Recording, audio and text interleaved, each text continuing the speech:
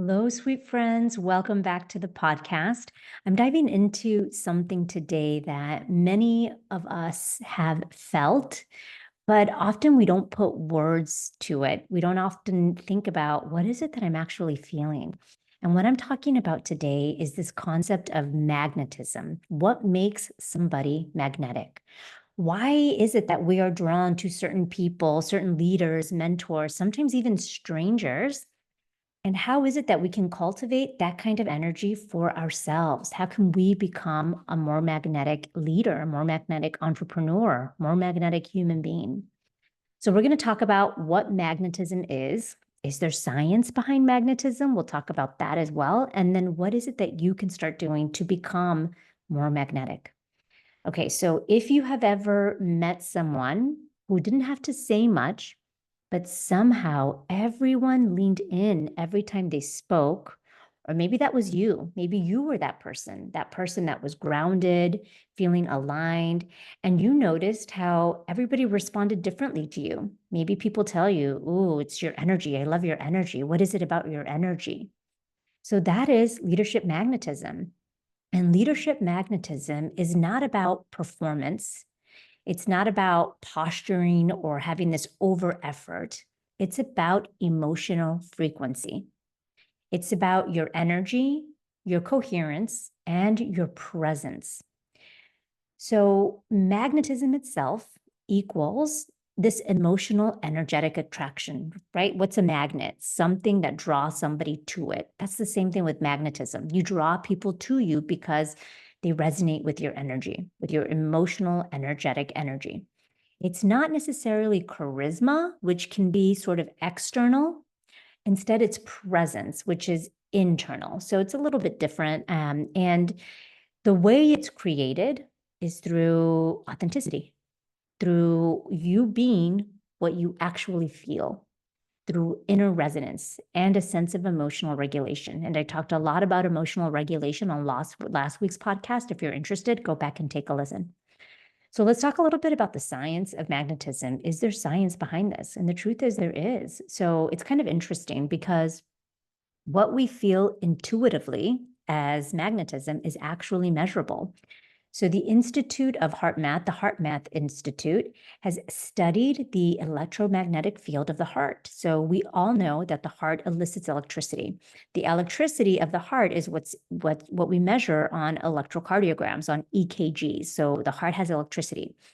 But that electricity is not just inside of the chest wall. In fact, that electricity of the heart, it produces an electromagnetic field that extends circumferentially around it, several feet away from the body, which is fascinating. And when we are in a state of calm, compassion, a state of gratitude, that field then becomes smooth, steady, and regulated. And when our field becomes coherent that way, others can subconsciously sense it. It creates this ripple effect of safety and trust. So a calm nervous system will regulate other people's nervous system, which is fascinating. I think about running codes. So if you've ever seen a code blue run, so somebody coming into the emergency department and they're coding, which means they're not breathing or maybe their heart's not working and we have to resuscitate them. So if you've ever experienced one personally for yourself, if you work in a hospital, or if you have ever seen one on TV, the way they kind of look is incredibly chaotic. People are running all over the place. Everyone's trying to help. Everyone's trying to do something. But there's a very different feel depending on who's running that code. I think about me when I would run that code, like my very first year out as an attending, it was a total mess. It was exactly what I just mentioned. It was chaotic and it was loud, and it wasn't being run with a sense of calm and this like confident presence. And then I think about me running that code a couple years later, because now when I run a code, I walk in there, but as soon as I hear that the code is coming in, I walk in calmly, I plant my feet on the ground, I ground myself. And now when I run the code, it's very orderly. People know what they're doing. I make sure that everybody has a role, people know what's next. And so when you can show up with the state of this like calm, regulated nervous system, that regulates everybody else's nervous system. Now, everyone in there is calm because I'm calm. Everyone in there is following directions because I'm giving the directions. That's leadership at its most embodied. And that's just one example of what it feels like when you are one of those magnetic leaders.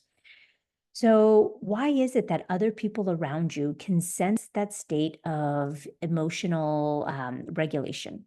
Because of mirror neurons. Now, we are wired to mirror the emotional state of those around you, around us. This is how empathy works, by the way.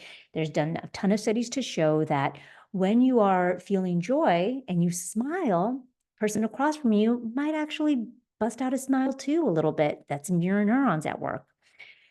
Now, magnetic leaders create environments of clarity, of calm, of possibility, because they feel that inside of them. And when they feel that, the people around that can feel that as well. Again, that's how mirror neurons work. People are going to mirror the emotional states that we feel. And when your nervous system is regulated, people will feel a regulated nervous system. Now, the most interesting thing about this, and I think this is really important because you cannot fake energy. We can fake a lot of things. We can fake what we say out loud. I think I coach a lot of entrepreneurs, and whenever they're making sales, they feel really uncomfortable, especially if they're new to the game of entrepreneurship. It feels uncomfortable to try to go out there and sell something.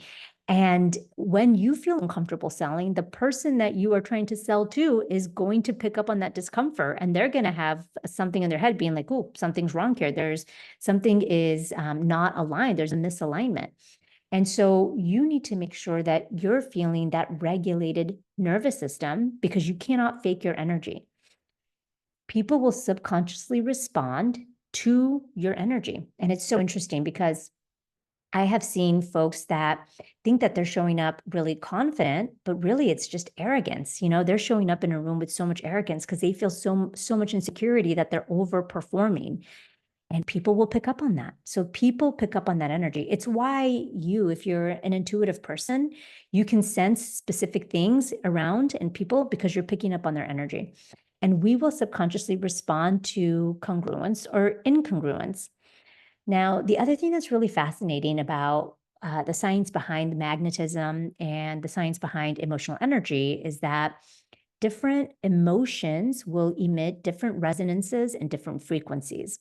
So we talk a lot about frequency. What's the frequency of an emotion? So Dr. David Hawkins published a book. It's called The Map of Consciousness. And in the book, he measured different frequencies of emotions. And what he saw is certain emotions were resonating at lower frequencies. For example, shame. Shame had a very low frequency. Fear, very low frequency. Love, very high frequency. Joy, very high frequency.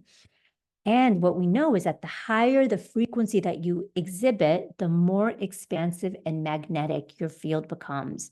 So one of the things that I do my best to try to practice when I'm in with my clients on any coaching calls, whether I'm doing a one-on-one mentoring coaching call or I'm doing a group call, is I try to create a field of unconditional love, where I meditate before I join any of these calls. I spend a few minutes with myself, making sure that I am resonating a field of love because I know love resonates much higher. And I know that if I can create a field of unconditional love, my client will feel it. My clients will feel it. And when they feel it, it allows them to feel safe, psychologically safe. They can feel the love. I resonate that. They will feel safe, which allows us to get into do our work at a way higher, like I'm much more efficacious. And I think the reason why I can get my clients' results so fast is because I create these fields of unconditional love. Because I actually do feel love for my clients. I feel so much unconditional love. I feel so much compassion for them that I can resonate that. And it allows them to feel safe, which allows us to get our work done really fast and gets them results so quickly. And it's actually pretty cool, I guess, now that I've learned how to do that. But the point is that the higher the frequency, the more expansive your magnetic field becomes. People feel safer, they feel more seen, they feel more inspired around you when you're in those higher frequency states. So your leadership isn't just what you say, it's the emotional tone that you are broadcasting outside of you. How you feel, people will pick up on quickly. If you're feeling insecure, people will pick up on that. If you're feeling, insecure and then you show up as arrogant, people will pick up on that. Stressed, people will pick up on that. If you're feeling calm, compassionate, a state of love, people will pick up on that as well. By the way, the emotion, according to Dr. David Hawkins' map of consciousness, that resonates the highest frequency, I used to think was love. It's not. It's joy. Joy resonates at the highest frequency. And I just think that that's really beautiful and powerful to really choose joy, to choose happiness, because that's when we resonate at the highest frequency. Okay, so let's move a little bit from theory to practice. So what do magnetic leaders actually embody? What is it that we can start to actually embody? So number one is presence. So when we embody this trait of presence, what we do is we allow people to feel seen, to feel respected, to feel important. What does that look like in practice? It looks like when somebody is talking to you, you give them eye contact. They're the most important person in your life. They're right there. You're not looking at them and then kind of like looking away to see who else is available to talk to. You're not looking at them and thinking about the million things you have going on in your mind. You're looking at them and you're being with them. That's presence. The second is emotional congruence. We've talked a lot about this. So emotional congruence is what you feel, you actually say and do. It's an alignment. It's an alignment in who you are. Emotional congruence, when what you say, you actually feel and you're actually doing, it builds trust in the people. Even if it's not what you, if what you say is what you actually feel, before you've even taken any actions, what you say is what you actually feel, that actually builds trust in the people that you're working with. It builds trust in them because they can pick up on what you're feeling. They can pick up on what you're projecting towards them, and that builds trust. And when you can build trust in the people that you're leading or the people that you're serving, you're more likely to create a sense of rapport and influence their outcomes, because now they're going to want to follow you. They trust you. They're going to do what you ask them to do. So presence, emotional congruence. The third is self-regulation. So again, I talk a lot about regulating your nervous system in the last episode number 11. So go back to that one if you're interested. But when you can regulate your nervous system, you regulate the nervous system of the group. It stabilizes group energy. You then become the anchor.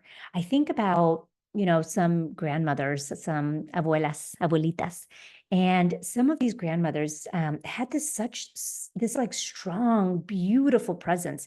When they spoke, that was the law. And they could speak calmly and people listened because they had a sense of, at their age, they had regulated their bodies to a place where they became the anchor of the family. So self-regulation allows you to become that anchor, to stabilize the group energy. Another one that's really important is aligning with your purpose. So a trait of purpose alignment, because people are going to trust you when you do what you say. People trust leaders who walk their talk. I don't need to spend a lot of time there. That's an obvious one. And then compassion and curiosity. I mean, compassion is, I think, one of the most important. Self-mastery and compassion, I think, are the two most important leadership traits that exist in the world. Self-mastery, for you to know yourself. Compassion, for you to know, love yourself, and be able to extend that level of compassion to others. Oof, that is going to take you so far. Compassion and curiosity opens your heart, opens your mind, but it allows the people that you lead, that you serve, the people around you, to feel safe to open their heart, to feel safe to open their minds, to give you their ideas, to share with you from a place of, general openness. That is what creates loyalty and creativity. That is one of the most powerful magnetic tools because it magnetizes loyalty. It magnetizes creativity. It magnetizes care, compassion. It's pretty powerful. So let's think about, let me walk you through a thought exercise that I think might be helpful. I want you to think about someone that you admire. Think about, maybe it's a mentor, maybe it's a teacher, a coach that you've had. Think about, maybe it's a boss. Think about someone you admire. Think about their ways of being. Chances are, maybe they were not necessarily the loudest person. Maybe they weren't necessarily the smartest, or maybe they were the smartest, but there was something else about them. What was that other thing about them? Perhaps it was that they were very rooted, that they were present, that they were emotionally present. that they radiated the sense of clarity. Now, all of those little things that you think about, that, my friends, that's magnetism. That's so powerful. That's magnetism. Okay, so how can you cultivate your own magnetism? Now, magnetism is not something that we force. You become magnetic when you are aligned with your highest self, with your values, with your authenticity. When you are emotionally coherent, then you become magnetic because now you are what you say you are. You don't have to force anything. You can just show up and be you. And when you can show up and be you, everything becomes so much easier because everything just flows. So what are some practical ways to build magnetism? I talk about this a lot, but regulating your nervous system.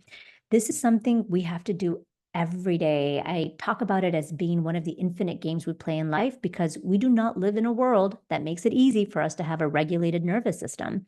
So regulating your nervous system, either with meditation, with breath work, being outside and walking in nature, whatever it is that you need to do on the regular. And I think this is something that we require. This is one of those things that requires regular uptake or upkeep. So like 5 minutes a day of breath work or meditating throughout the day. If you want to know my practice, I meditate every day. I sit and meditate at anywhere from 20 minutes to 30 to 40 minutes, depends on how much time I have. I also practice all of the self-regulation tools I taught last week in the last episode. I practice them regularly because meditation is fantastic and it's awesome. And I am not a perfect person. I am a human being, which just by nature makes me imperfect. And I still have moments of getting off my game, of getting triggered. And so in those moments, I don't run away to meditate. In those moments, I practice all my self-regulation tools that I have. I also regularly spend time outside on earth in nature. So find what it is that you can do for yourself to regulate your nervous system and create a habit that's simple and easy that you can start practicing. If you need some suggestions, go back and listen to episode 11. Okay, the other thing we need to do is what I call emotional hygiene. Emotional hygiene is so important. We need to check in with ourselves. Check in with ourselves. What frequency am I broadcasting? When I first started practicing this, I set a timer on my phone for every 4 hours. And when the timer would go off, I'd check and say, okay, where am I? What am I broadcasting? If it was stress, I'd change. If it was anything that was a low vibrational frequency, I'd shift into high vibrational frequency. So check in with yourself and ask yourself, what is it that I'm experiencing? And you don't want to suppress anything. This is not about bypassing anything that you're feeling and just trying to become Pollyannish and positive all the time. Absolutely not, because it's not like those emotions you can just throw away. They're going to live in your body until you move them, until you process them. So you process those emotions rather than suppressing them and rather than projecting them out. You process what you're experiencing when you're not at a high frequency. So check in with yourself. The other thing with emotional hygiene is you've got to know, what is it that is causing me to have a low vibrational frequency? What is getting in the way of me having very clean energy? So for me, some things that get in the way is scrolling on social media. If I'm on social media for too long, I do not feel good. I do not like it. So I never start my day on social media and I never end my day on social media. And when I'm there, I'm very intentional. I'll tell myself, all right, I'm going to go on. I want to scroll through a few things. I'm going to comment on a few things. Maybe I need to post something, and then I'm going to get off. I'm not perfect about it. Sometimes I'm on there longer, which is then how I know is because I start feeling like, ugh, I don't like the way I feel. So check in with yourself. What is it that brings down your energy? And what can you do to give yourself those boundaries to take care of yourself? The third one, so we talked about regulating your nervous system, emotional hygiene. Number 3 is I want you to practice coherence. Now, the Heart Math Institute has a really beautiful tool that I love and that I practice sometimes. It's very simple. So I'm going to teach it to you now. All you need to do is I put my right hand over my heart, and what you want to do is focus on your heart. And you want to breathe in compassion. I think to myself, compassion as I take in an inhale, and I practice like taking that inhale in from my heart, and then I breathe out love, compassion, breathe out love, compassion, and I breathe out love. And I also, this is one that I really, really love to teach. It's another one of practicing coherence because it lets you reconnect to yourself and to anyone around you that's triggered you. one simple statement that you can say to yourself, which is, I put my hand over my heart and I say to myself, their beating heart, just like mine. It reminds me that whoever triggered me, whoever cut me off in traffic, whoever cut me in the grocery store, the person that's trying to, do something that's irresponsible or whatever that I'm leading, I remind myself they're human just like me. They're imperfect just like me. They make mistakes just like me. Maybe they're afraid. So their beating heart just like mine. It reminds me to practice compassion for me and for them. So that's practicing coherence, where you get to align with one of your biggest powerful batteries of your body, your heart. So focus on your heart, breathe in compassion, breathe out love. And the next one is leading with presence. I think this is so important. Slow down. One of the things I tell myself often, I stand sometimes and I'll tell myself, feet flat on the ground, Vanessa, head held up high, so that I know that I'm grounded, not just to me, but to the earth, Mother Earth that's always taking care of me, that I'm grounded and being taken care of by my ancestors, with my head held high, that I know I'm connected to something higher than me. I'm connected to a divine presence. And I put my shoulders back and I'll say, shoulders back, heart open, slow and steady. That helps me lead with presence so that I'm slowing down, that I'm being with my people, not just around them or talking at them, but I'm really with them. So again, lead with presence, slow down and be with the people around you. And lastly, you want to embody your purpose. When your mission is embodied, you don't have to speak it anymore. People just feel it. I think about a lot of the work I do with wellness, with resilience, a lot of my leadership development work that I do.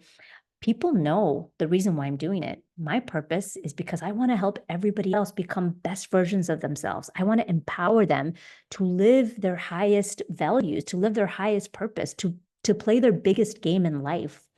And so that they can get to the end of their life and look back when they're 90 years old and say, yes, I am so proud of the life that I lived. People know that. I say that. That's my mission. That's why I do the work that I do. And my inner world is aligned with the actions that I take. So it's easy for me to really walk my purpose because I'm clear on what that is. So that's really the last one here. So again, how to cultivate your own magnetism. Do your best to regulate your nervous system regularly. Practice emotional hygiene. Practice coherence. Be with your heart. Be compassion. Lead with presence and embody purpose. All right, sweet friends. This was a lot we talked about today around magnetism and energy. And it's interesting because it's not something we often talk about. I've been through many leadership development programs. I have a lot of degrees, a lot of certificates, and never once have I heard somebody say, hey, let's talk about magnetism. I think because, I don't know why, but it's really, I think a lot of people don't like talking about energy, but it's really, really, really incredibly important. It's incredibly resonant. People feel it, and it makes a huge impact in how you show up and how effective you are and how happy you are at the end of your day and who you bring joy to, including yourself. So, sweet friends, when your emotional frequency is coherent, it's authentic, and it's rooted in service, you don't have to force influence on anyone. You just become influential. And that is really beautiful. It's a powerful skill, especially when you are in integrity with yourself, with your highest self, with your values. When you are in integrity, it's beautiful to be in integrity, be influential, be magnetic. All right, sweet friends, I will see you next week. Adios.